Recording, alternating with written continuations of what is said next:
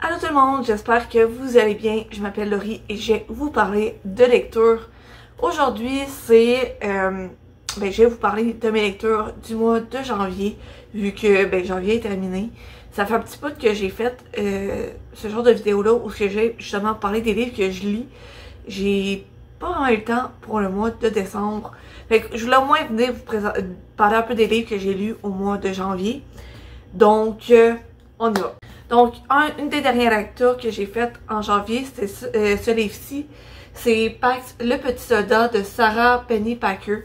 C'est vraiment cute comme histoire. En gros, c'est Peter qui, quand il est jeune, retrouve une portée, en fait, parce qu'il a vu sur la route une renarde qui avait été frappée. Puis il retrouve sa portée et il restait seulement un petit bébé renard qui était en vie. Et il a décidé de l'appeler Pax. Mais là, la guerre approche et Pax et Peter se font séparer. Donc, c'est vraiment une histoire d'une indéfectible amitié. Donc, vraiment, c'est vraiment cute comme histoire. Ce qui est vraiment le fun, c'est que, en fait, l'autrice, elle varie les chapitres, la narration des chapitres du point de vue du renard et de Peter, en fait. Les chapitres où c'est Pax, la narration de Pax, en fait, c'est le petit renard, l'icône du petit renard. Puis quand c'est du point de vue de Peter, c'est la tête de Peter. Puis ça, c'est... En fait, je vais réussir à formuler une pensée, là. Mais, tu sais, c'est ça, au départ, je suis comme, ok, mais comment ça peut être vraiment, genre, tu sais, similaire à la réalité, on va dire, parce que, en soi, on sait pas trop comment les renards vivent pis ce qu'ils disent, mais il y a une note de l'auteur dans la première page qui dit que le système de communication des renards est un système complexe à base de vocalisation, des gestes, d'odeurs et d'expression. Les phrases en italique dans les chapitres concernant Pax tentent de traduire ce langage éloquent. Fait que c'est ça, c'est vraiment l'autrice, elle a fait genre une certaine recherche pour s'adapter à ce point de vue-là. C'est pas un point de vue au jeu, c'est t'es à la troisième personne. Fait que c'est vraiment plus, on raconte les actions des personnages, mais vraiment genre j'essaie de trouver justement une page, par exemple, on voit, ouais, on voit un peu, ici c'est en italique, fait que c'est un peu comme, au lieu d'avoir les traits pour les discussions avec des personnes, désolé, c'est en italique. Puis dernier point que j'ai aimé dans ce roman-là, c'est qu'il y a des petites images ici que je trouve vraiment belles. Évidemment, genre c'est majoritairement du texte et de temps en temps, il y a des images. Puis je trouve que ça fait vraiment en sorte que des petites images comme celle-ci, des images comme je vous ai montré tantôt qui prennent toute la page. C'est vraiment juste de temps en temps. Parfois ça prend une page, parfois deux pages, juste un petit carré comme tantôt. Fait que vraiment, je trouve que en soi, la majorité c'est du texte comme un livre normal, mais ça vient rajouter comme un petit quelque chose à la lecture, puis ça, je trouve ça vraiment le fun. J'ai aussi lu Un chemin semé d'étoiles de Moira Young. En fait, c'est mieux de dire j'ai terminé parce que je l'avais commencé en 2022 et je l'ai terminé en janvier. C'est une de mes résolutions de terminer le plus de livres que j'avais déjà commencé. Je les ai étalés à travers l'année, mais ce livre-là faisait partie des livres que j'avais commencé l'année passée et que je voulais terminer. En gros, c'est l'histoire de Davy, un petit garçon orphelin de 13 ans. Il surprend le révérend de sa ville dans une situation assez compromettante. Fait que lui, il veut s'enfuir parce qu'il veut pas que ça lui retombe dessus. Puis, il fait la rencontre de Mademoiselle Elizabeth Clint, une vieille dame excentrique qui a besoin d'un chauffeur pour la conduire dans sa maison d'enfance. Donc, elle va prendre Davy pour l'emmener en fait à cette maison-là. Donc Davy et son chien George Bailey vont s'engager dans ce voyage-là. Puis, mais durant le trajet, il y a quelque chose d'étrange qui survient. Évidemment, je vous le dis pas parce que c'est un phénomène assez étrange puis ça rajoute à l'histoire. En fait, j'ai bien aimé l'histoire. Peut-être que ce que j'ai aimé en fait, c'est la façon d'écrire. Je pense que clairement, pas clairement, mais l'histoire en général est peut-être plus ciblée vers une audience un peu plus jeune. Mais l'écriture, je trouve que c'est quand même intéressant. J'ai quand même super bien embarqué. En plus, en soi, l'écriture, elle est quand même assez grosse. Les pages, comme ça c'est quand même assez bien. Déjà ça, je trouve que ça m'emmenait à lire plus rapidement. Puis aussi, il y a moins que 300 pages. Je trouve que c'est 280 pages à peu près. C'est quand même bien, surtout que justement l'écriture, elle était super grosse. C'est pas super grosse, mais plus grosse que les livres que je lis habituellement. Donc, mais pis ça, l'histoire, j'allais dire comme, ouais, c'est pas mal ça. Mais non, l'histoire pourrait être assez intéressante. Je l'avais mis de côté en 2022 parce que il y avait d'autres livres qui m'intéressaient plus à ce moment-là. Mais là, je l'ai repris puis c'est un bon moment pour le prendre parce que ça, c'est une lecture légère avec plein de péripéties et les personnages sont quand même assez attachants. Même Mademoiselle Elizabeth Flint, qui au départ est assez désagréable avec Davy, mais on apprend à s'attacher à elle aussi. Fait que vraiment, c'est une belle histoire, drôle. Ça fait que si vous voulez une histoire assez légère, mais qui a quand même plein d'actions, c'est le livre pour vous. Puis surtout, ce qui m'avait attiré au départ, c'est la couverture. Un autre livre que j'ai terminé, c'est La bibliothèque de minuit de Matt Haig. Je l'avais commencé aussi en 2022, je l'avais mis de côté parce que à peu près à la moitié, je dirais, j'embarquais plus tant dans l'histoire et j'ai bien fait de le mettre de côté et de le reprendre en janvier parce que là, j'ai un peu plus embarqué. En gros, c'est l'histoire de Nora Seeds, 35 ans, puis elle a l'impression d'avoir raté sa vie. Puis, un soir, elle va se retrouver dans la bibliothèque de minuit. Ça va être sa dernière chance pour reprendre en main son destin. Puis, dans le fond, tu sais, c'est vraiment...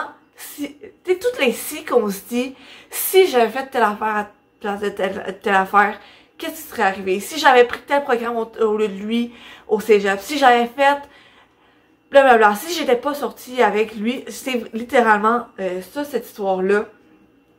Elle va avoir l'aide d'une amie bibliophile pour, dans le fond, trouver le livre qu'elle veut. Je trouvais ça vraiment intéressant comme concept de livre, parce que, tu sais, ça vient vraiment jouer avec les regrets. Parce que, tu sais, au départ, au début de l'histoire, c'est vraiment, justement, je vais réussir à dire une idée qui fait du sens, en fait. Donc, il y a Nora Seeds, elle est un peu entre la vie et la mort. Elle rencontre son amie bibliophile à la bibliothèque de minuit.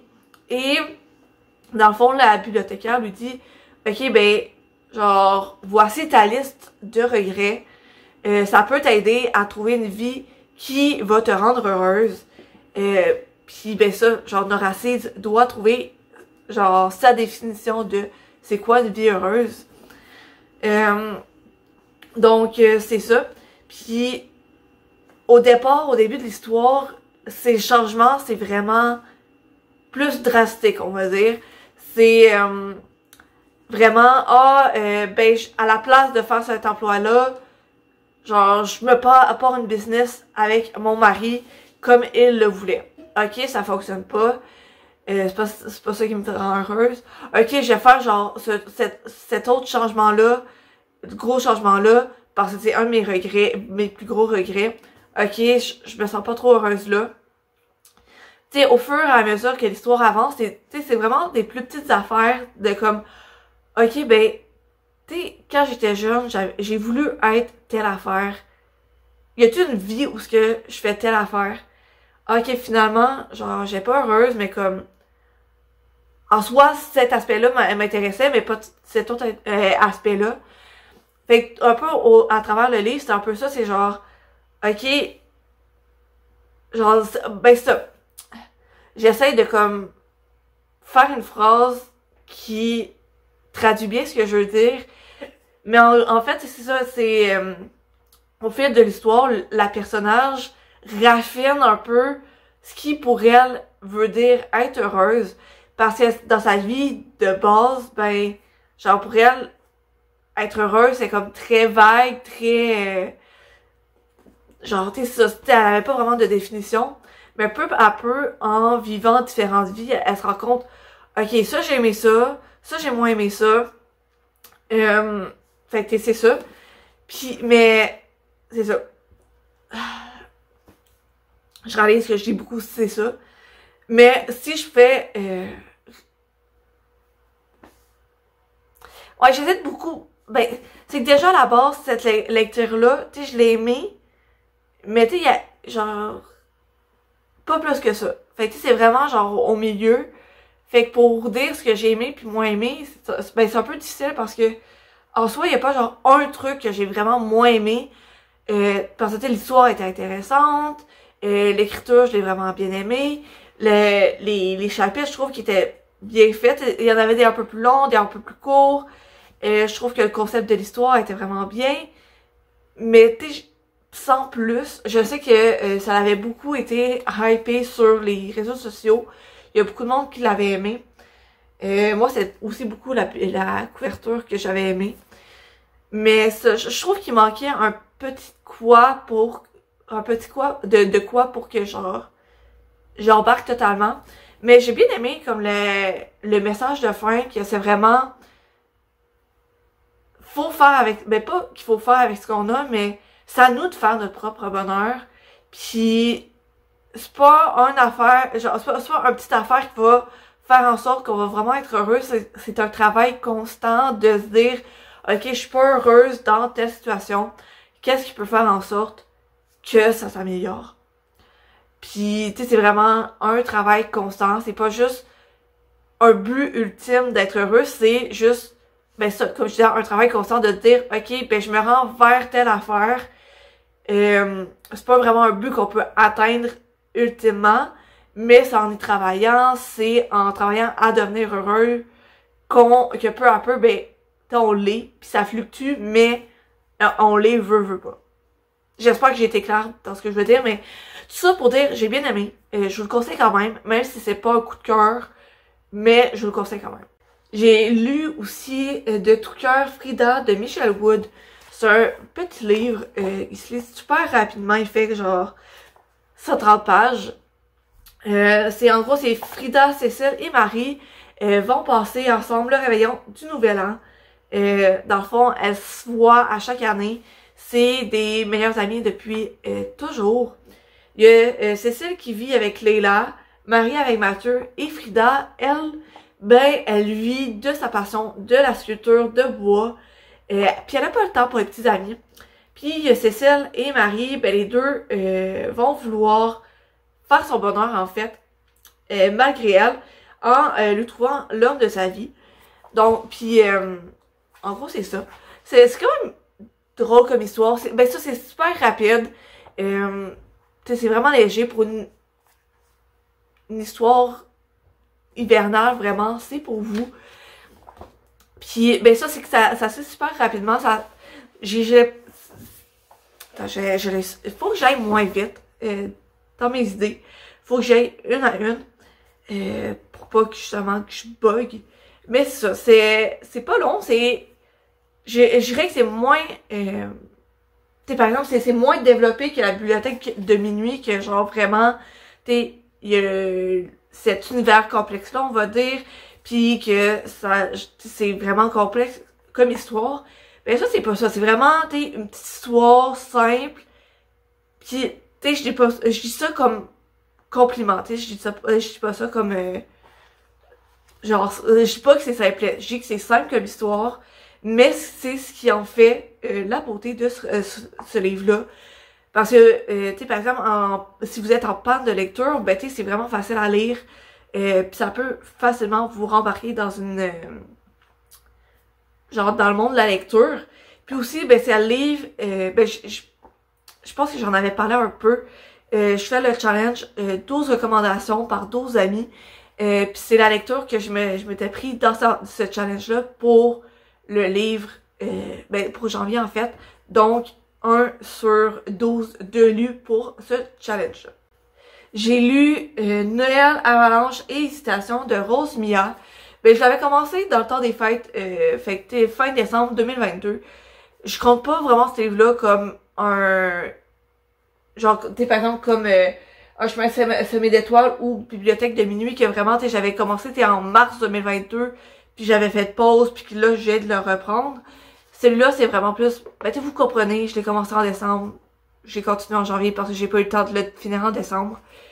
En gros, c'est Lila. Elle adore Noël. C'est vraiment une célébration importante pour elle et sa famille. Elle célèbre toujours Noël avec sa famille. Puis elle a vraiment hâte de fermer la boutique de la station de ski pour laquelle elle travaille pour retrouver sa famille. Mais là, elle doit attendre après le dernier client, Mathieu, qui, ben Mathieu, c'est un médecin tatoué aux allures de bad boy. Lui, il haït Noël. Genre, il vient d'arriver, il est à la boutique pour, ben, faire des achats. Puis, ben, genre, il est super content de faire frustrer, en fait, la caissière. Ben, pas qu'il est super content, mais genre, il est comme, ok, c'est quand même drôle. Au départ, il y a rien qui est... genre, t'sais, ils se ressemblent aucunement, Mathieu et Lila, mais ils vont être forcés à passer une nuit ensemble. Pas la nuit, genre, super spicy, non. En fait, il y a une avalanche qui détruit cette supérette-là, et ils vont être pognés à passer les prochaines heures ensemble. Donc, c'est ça. J'ai bien aimé. C'est une belle petite romance de Noël. C'est un concept que j'avais jamais lu encore. Ben, t'es une avalanche qui fait en sorte que les deux personnages sont forcés ensemble. J'avais jamais vraiment lu ça. Fait que, ça change un peu. Parce que, en soi, les romances de Noël se ressemblent tous un peu. On sait que la fille et le garçon finissent ensemble. Évidemment. Mais j'ai quand même bien aimé l'histoire, le concept.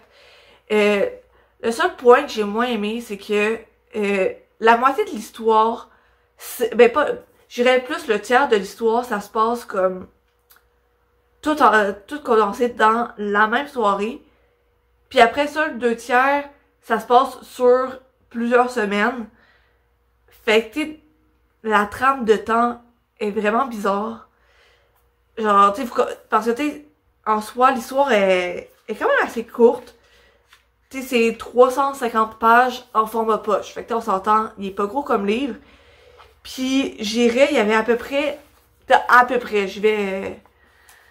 Tu sais, ça que c'est dans le moment présent, ben peut-être un peu plus, là. On va dire à peu près ça dans le moment, genre, ben, t'es dans la même soirée, puis le reste, c'est au cours de plusieurs semaines. Fait que ça m'a un peu comme... Je crois que ça clashait un peu, mais globalement, j'ai quand même bien aimé l'histoire. J'ai quand même bien embarqué. Je trouvais ça vraiment bien comme histoire. J'ai aussi lu Snowy Little Lies de Fanny D.L. D'un côté, il y a Jill qui ment régulièrement à sa famille pour pas la décevoir. Son mensonge le plus récent, c'est son travail. En fait, elle a un poste d'assistante surexploitée. Puis ben, elle a dit à sa famille en fait qu'elle était responsable d'équipe. Mais c'est ça, genre elle peut rien parce que pour elle, elle veut pas être la raison pourquoi genre ses parents ils sont tristes. Puis en se dirigeant vers sa ville natale pour fêter Noël avec ses parents, elle va faire la rencontre de Mathieu, qui est auteur professionnel. Puis ben là, Matthew, il a le syndrome de la page blanche. Puis fait qu'il y a aussi comme side job de se faire passer pour le gendre idéal le temps de quelques jours. Fait que dans le fond, cette deuxième job-là, c'est il se fait passer pour ton petit ami. Puis c'est d'ailleurs son programme pour Noël. Puis à ce qui paraît, la famille de sa nouvelle cliente est un sacré challenge. Donc, genre les deux vont se rencontrer, ils vont se parler un peu. Tu sais, c'est assez libérateur de se dévoiler à un parfait inconnu. Surtout quand on est jamais censé vraiment le revoir. J'ai bien aimé le concept de l'histoire, mais genre l'affaire c'est que j'ai lu un livre qui était genre littéralement quasiment pareil à celui-là, à quelques affaires près. Fait que tu sais, c'est comme une sorte de relecture d'une histoire que j'avais déjà lue. Pis tu sais, pour vrai, genre c'est vraiment similaire, ben quasiment similaire comme affaire, mais la différence c'est que le personnage féminin mentait pas nécessairement sur son emploi du temps, mais c'est juste une femme seule.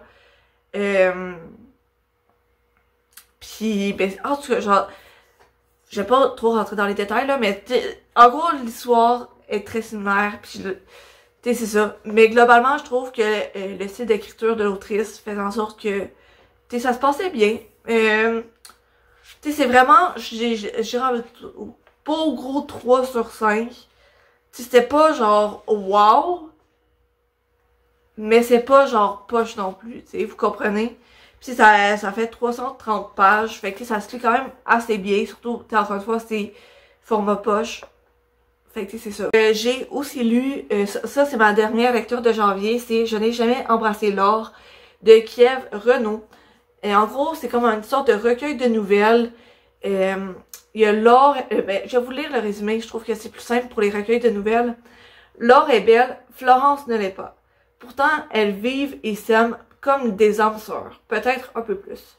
Leur désir et leur affection ne s'atténuent pas avec le mariage de Florence, puis la naissance de Cassandre, qui aura son mot à dire et voudra, elle aussi, tenir un rôle dans cette pièce au miroir. Le livre que propose Kiev Renaud ne révèle pas tout. Il en dit juste assez pour que le lecteur puisse participer à la construction d'une histoire livrée sous forme de tableau. On y retrouve des fillettes qui jouent aux prostituées, font visiter une maison vide à un inconnu, s'imaginent avoir été kidnappées. Le danger y est souvent frôlé, mais surtout en pensée et par le langage. Ce que le roman veut raconter n'est pas dans l'aventure, mais dans la relation ambiguë qui s'établit entre les personnages féminins mis en scène. Une écriture fine, précise, retenue vous attend dès la première nouvelle, qui a valu à son auteur de remporter le prix du jeune écrivain de la langue française 2015. Au fait, ne croyez pas tout ce qu'elle dit. Florence a peut-être embrassé l'or. J'ai trouvé ça quand même intéressant comme lecture. En fait, cette lecture-là, ça rentre dans le challenge. Il me semble que le nom, c'est Ciel étoilé. J'avais fait une vidéo avec, genre, je choisissais avec moi les livres pour ce challenge-là. Et je l'ai perdu. Fait que je vais devoir le refilmer pour vous montrer le concept de la vidéo va pas être la même, mais je vais la refilmer pour la mettre prochainement. C'est ça. Fait que vous allez le revoir. Puis ça, cette lecture-là se fait assez bien. Ben ça, c'est assez court. Ça fait 85 pages. Fait que ça se lit assez bien. C'est pas vraiment le style de lecture qui m'accroche le plus. Mais j'ai quand même bien aimé. Puis ce que j'ai aimé, c'est qu'il y a comme trois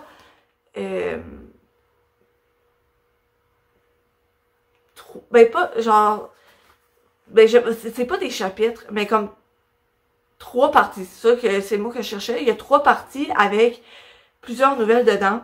La partie 1, c'est Florence retrouve des albums photos. Fait que on a vraiment plus j'ai comme eu l'impression que ben, c'est plus le point de vue de Florence. Après, ben là, j'essaie de retrouver les différentes sections pour comme... On a Cassandre dessine des plantes de la maison.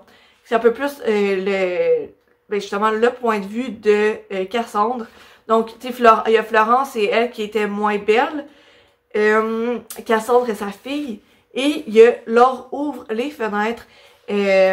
Donc, Laure est comme l'amie de Florence. Puis, ben ça, tu sais, dans ce genre de lecture-là, tu sais, c'est des nouvelles. Puis, il y a beaucoup de sous-entendus qui laissent, genre, la porte ouverte à l'interprétation. Fait que, tu sais, j'aime ça, mais genre, en même temps, c'est comme... J'aime ça aussi quand on me dit, genre, ça, c'est ça, puis ça, c'est ça. Tu sais, j'aime les deux, mais... C'est ça. Tu sais, j'ai aimé, mais, tu sais, sans plus. Mais fun fact, Kiev Renaud, c'est la fille de l'ancien boss à mon père. Fait que tu sais, je la connais de loin. Puis elle est aussi venue, quand j'étais au cégep, il y avait une sorte de panneau, on va dire. Puis elle venait, puis il y avait 3 étudiantes de mon programme qui lui posaient des questions sur ses nouvelles. Puis évidemment, on avait eu à lire un de ses recueils de nouvelles pour un micro. Puis ben... genre, les 3 étudiantes lui posaient des questions. C'était quand même intéressant comme affaire. Donc, c'est la fin de la parenthèse.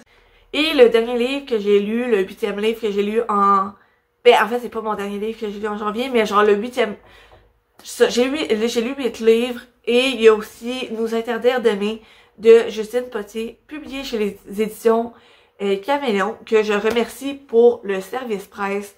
Fait que, en gros, ben, je sais pas si j'avais annoncé sur Bookstagram, mais en fait, c'est ça, je suis partenaire avec les éditions Caméléon. Fait que dans le fond, ils m'envoient des livres, je les lis et je fais un avis dessus. Et je viens vous en parler, justement. Donc, je me sens pas, je me rappelle plus, j'aurais dû regarder les noms avant. Je me rappelle du nom de Ezra, c'est le personnage masculin. Puis, j'ai aussi le personnage féminin. Ezra est un policier. Et il va faire la rencontre du personnage féminin quand lui et son partenaire policier arrêtent un jeune garçon qui va au... C'est comme une sorte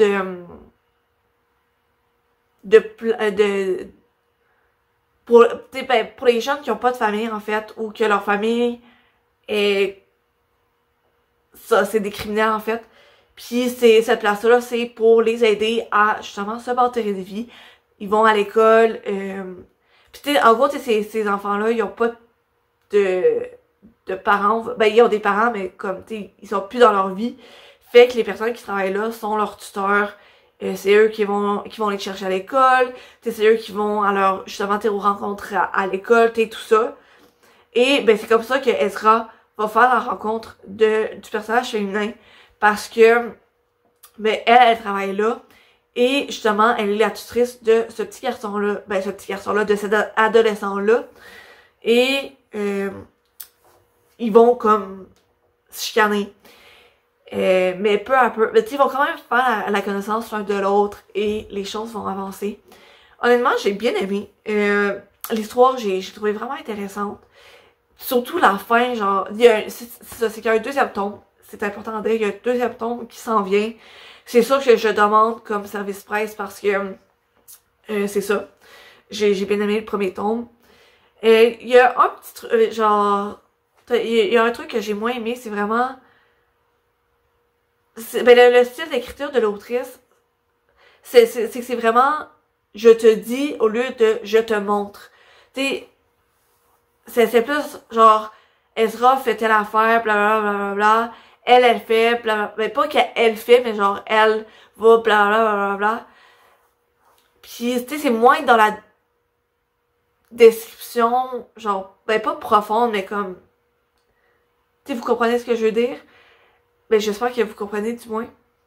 Mais, genre, tu sais, fait qu'au départ, je suis comme, ok, j'aime pas trop le rythme que ça donne à l'histoire. Mais je me suis vraiment habituée à son style. Fait que, tu sais, plus j'avançais dans l'histoire, ben, tu sais, j'ai vu que j'étais habituée, ben, ça allait. Mais ça, c'est ça le point qui est venu me chicoter.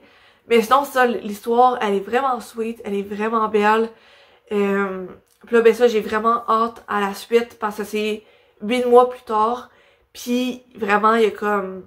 Genre la fin, évidemment, je vais pas vous le dire parce que c'est vraiment une méchante grosse twist. Puis genre... C'est ça, c'est fou. Donc, c'est ça les lectures que j'ai faites pour le mois de janvier. 8 lectures, vraiment, je suis vraiment contente de moi. C'est sûr, il y en avait déjà 2, en fait, que j'avais commencé. C'est ça, il y avait quand même la bibliothèque de minuit puis un chemin semé d'étoiles que j'avais commencé. Mais c'est quand même 8 livres que j'ai lus. Et j'en suis fière, vraiment. Je suis vraiment contente de moi. Je trouve que c'est ça l'important. Et c'est pas mal ça pour mon bilan du mois.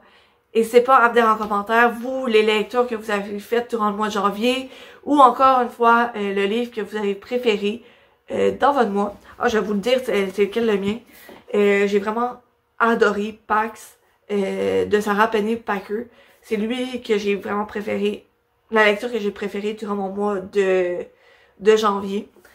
Fait qu'hésitez pas à me dire votre lecture préférée du mois de janvier. Sinon, ben, on se retrouve dans la prochaine vidéo qui va être... ben justement, je vais venir vous parler du challenge que j'ai commencé. À la prochaine.